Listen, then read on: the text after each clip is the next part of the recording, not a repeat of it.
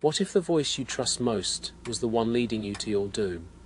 Journey into the eerie phenomenon that spans continents and centuries, where an unseen force lures victims using the voices of their loved ones. From the haunted hollows of Appalachia to the depths of African, Native American and Asian folklore, we uncover chilling real-life accounts, spine-tingling modern recordings, and an unsettling global pattern. Is the mimic merely psychological illusion, or the calling card of something ancient, intelligent, and predatory?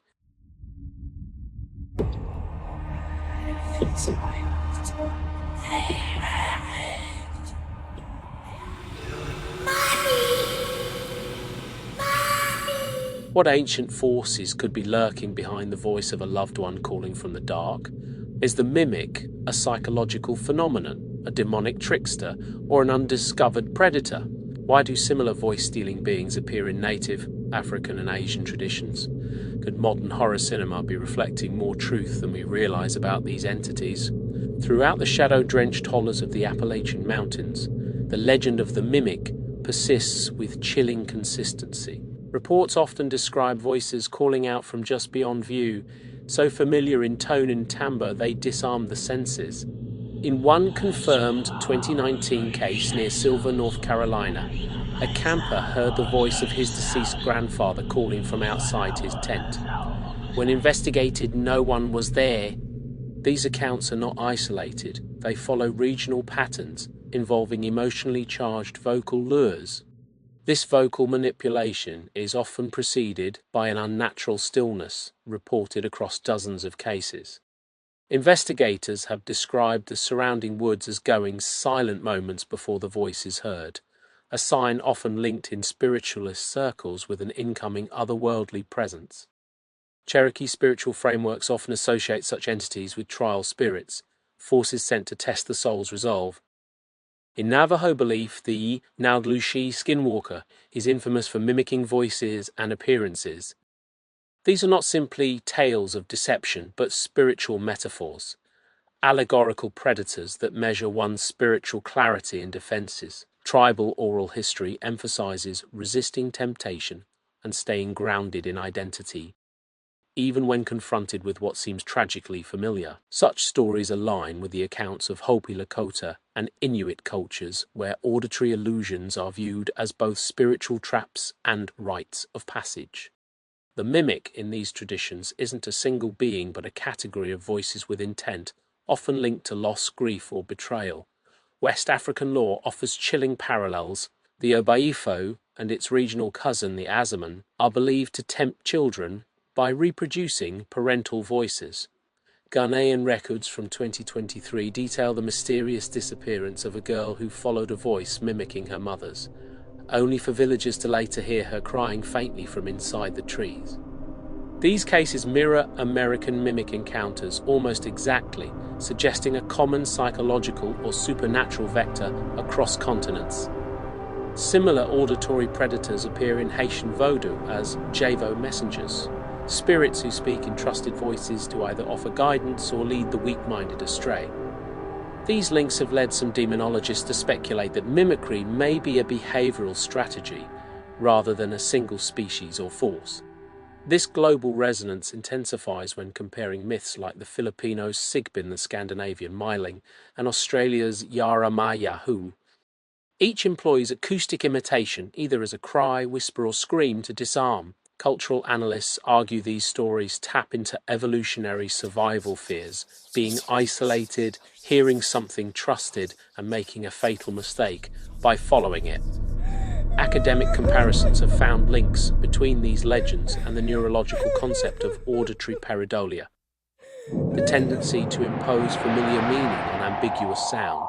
However, such explanations struggle to account for the shared structure of these myths across disconnected civilizations.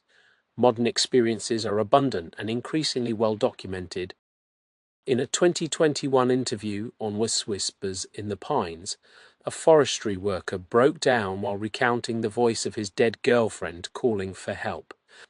Paranormal investigator Laurie Simmons, who has studied 54 mimicry cases in the last 5 years, notes that nearly 90% begin with a familiar call, followed by complete environmental silence.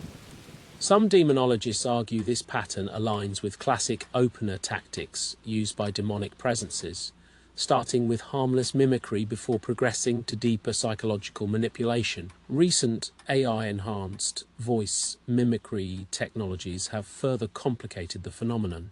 Paranormal researchers now fear that some reported mimics may be hijacked audio hallucinations induced by EMF fluctuations or low-frequency sound waves in nature, mimicking psychological triggers. In cinema, The Mimic 2017 visualizes this terror through the South Korean Jangsan Tiger, which uses a woman's voice to lure victims.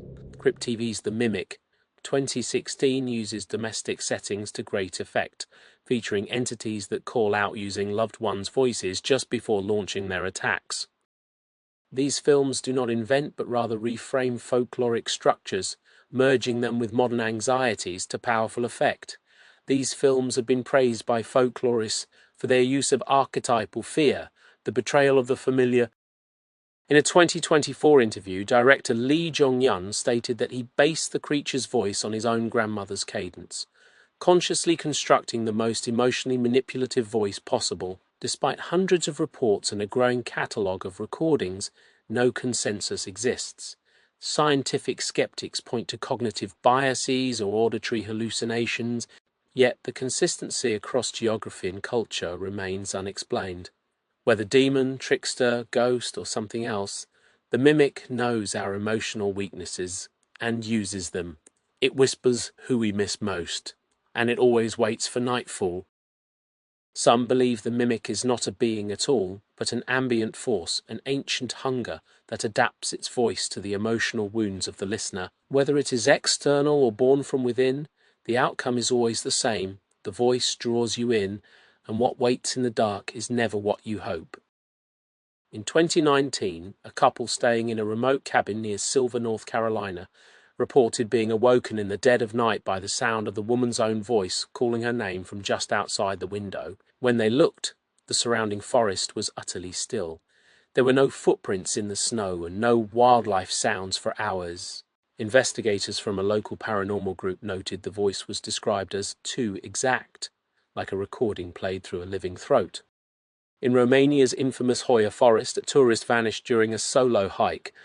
Days later, another group of hikers claimed they heard a woman's voice calling for help in the same area. Authorities searched the vicinity but found no trace of the missing person.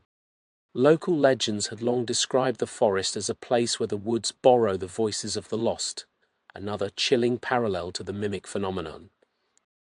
An Irish woman walking alone near the Wicklow Mountains described hearing laughter and her father's voice calling her name, despite him having passed away years earlier. Locals identified the sound as possibly belonging to a fairy spirit, notorious for drawing victims deeper into dangerous thickets. Her phone battery inexplicably drained, and she later woke at the forest's edge with no memory of how she got there. And so we are left to ask, what is it that speaks in our voice from the darkness? Across continents and centuries, the mimic remains elusive, unseen but undeniably heard. Is it an ancient predator shaped by our own fears, or something far stranger, an intelligence that knows precisely what sound we most long to follow? We may never fully understand what waits for us in the woods, or behind the veil of grief, or deep in the silence of the subconscious. But the consistency of the testimony is sobering. Rational minds may call it delusion. The rest of us might simply call it warning. Until science can offer certainty, we would do well to heed the wisdom of folklore. When you hear a familiar voice calling from an unfamiliar place, do not answer.